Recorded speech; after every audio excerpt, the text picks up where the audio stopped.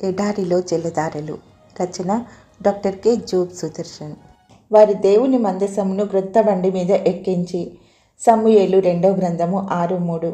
30,000 మంది యుద్ధ వీరులతో దావీదు బయలుదేరాడు. యుద్ధానికి కాదు, అబినాదాబు ఇంటిలోనున్న దేవుని మందసాన్ని తీసుకురావడానికి. మందసాన్ని ఒక కొత్త బండి మీద ఎక్కించి దావీదు, అతనితో ఉన్న ఇశ్రాయేలంతా వివిధ రకాల వాయిద్యాలు వాయిస్తూ, నాట్యమాడుతూ ఊరేగింపుగా బయలుదేరారు. ఇది గొప్ప సంబరం. అంతలోనే అపశృతి.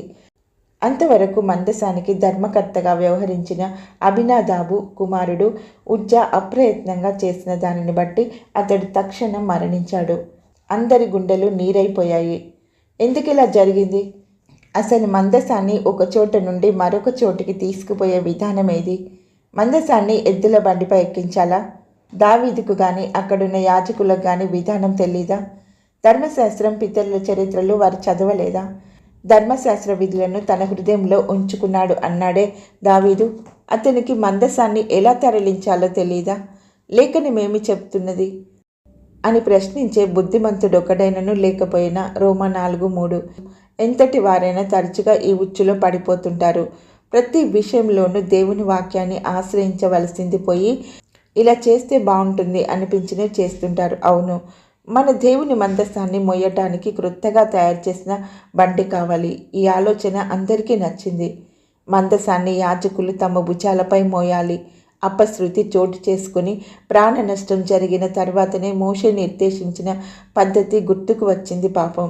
ఈసారి ఆ విధి విధానాన్ని అనుసరించి మందసాన్ని తరలించారు. సమూయేలు 2వ గ్రంథం 6:13-14. కొత్త బండి సిద్ధాంతాలు తామర తంపరులుగా పుట్టుకొస్తున్నాయి.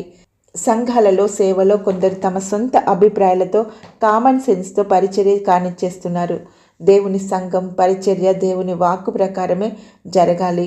దేవుడు తన సేవా సంఘ కార్యక్రమం గురించి దేనిని మన సొంత ఊహకు వదిలేయలేదు. అన్ని విధి విధానాలకు, క్రమాలకు తన లేఖనాలలో స్పష్టంగా పొందుపరిచాడు.